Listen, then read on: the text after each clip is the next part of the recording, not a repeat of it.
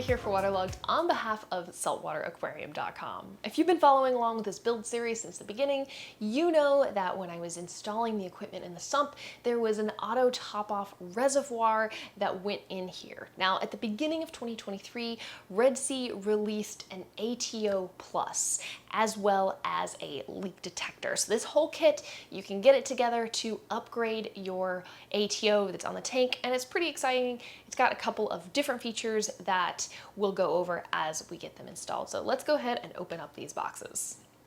All right, let's open up the leak detector first. So leak detector, as the name suggests, is going to set off an alarm if there is water on the floor. So you could install this in your sump cabinet, or you could install it on the floor at the base of the tank, and that will alert you to any water that is spilled. I wouldn't recommend putting this in an area that you frequently do water changes, because if you spill water on it, you might set off your alarm. So here's this. All right, and next, this is the kit itself. So we have our user manual, and this, like all of the other equipment, is compatible with the ReefATO app, so that when you install this, you can control it via your phone, and while you are looking at it on your phone, it gives you some very accurate data with respect to the temperature of your tank. So that's one of the cool features on this. Now, if you have a Red Sea tank, the way that this is going to be installed is that you're going to take out the float that's already in the sump, and you're going to replace it with these components. This is going to be your pump. It's all very easy to do. Now, one thing that's cool about this pump is that this red piece right here comes off very easily, so it allows you access to clean it and do maintenance.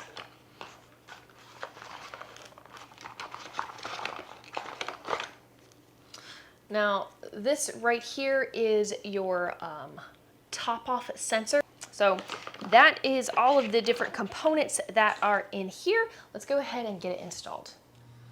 Okay, if you have one of these Red Sea systems, there's a little glass corner bracket, if you will, with a float valve that sits just inside of here. So that is going to be removed and pulled out, and that's where our new sensor is going to be placed in.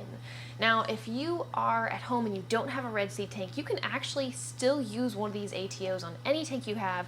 You just have to get some little brackets that allows you to place it in your sump. So I'm going to go ahead and take this out. Okay, first things first, this little piece is going to slide on over that glass triangle, and it's going to line up with the hole that's already in there. And then our little sensor is going to slide into this and connect all the way down, and it'll sit in there.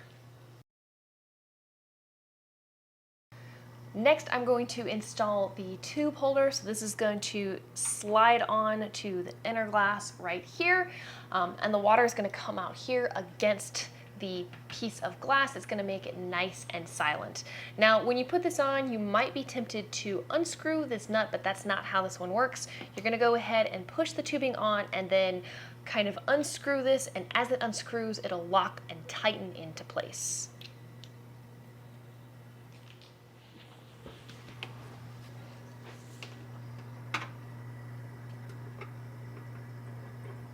Now, one great thing about this new ATO is the size. So as you can see, this fits very nicely in a 5-gallon jug, and this is what I'm going to be using for my reservoir. I'm gonna actually store this on the side of the tank, so it's kind of out of the way, but I'm gonna do this all up front so that you can kind of see how it goes together.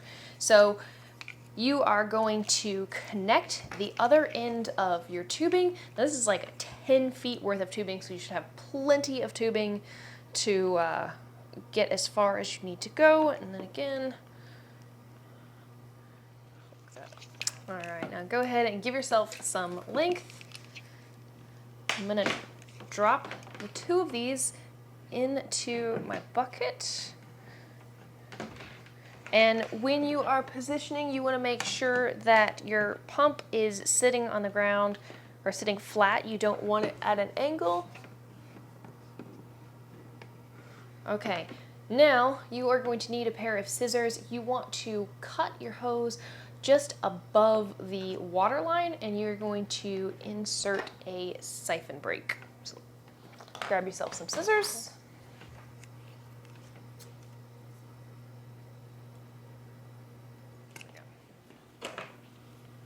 So the way this guy works, you're just going to push this down through. And there's a little arrow on here that tells you what way it needs to go. So the water's going to be going up. Make sure that arrow is pointed appropriately. There you go. All right, now all that's left to do is connect the electronics.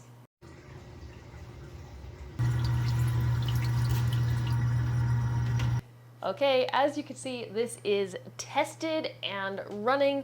I still have to get this in its final place and do some cable management and then finish connecting the ReefATO stuff. You guys have seen me do that in previous videos, so I'm not gonna go through it in this video. All right, one thing that you should make note and be mindful of, any sort of plumbing thing that you're doing, you always want to check for leaks. Now, along those lines, I was double checking everything and I noticed I had a leak at my siphon break. Now, the reason for that is because I missed a step in the instructions. Oops, my bad.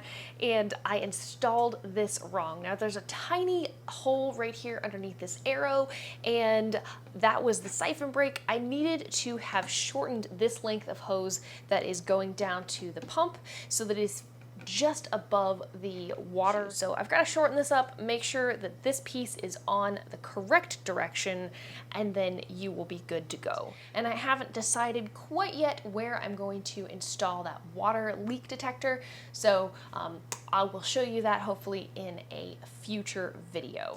All right, that is going to conclude things for this video. Hope you've learned from my mistakes and have enjoyed this. Maybe you're thinking about getting one of these for your own tank. All right, this has been Hilary for Waterlogged on behalf of saltwateraquarium.com. Thanks so much for watching, and I'll see you next time.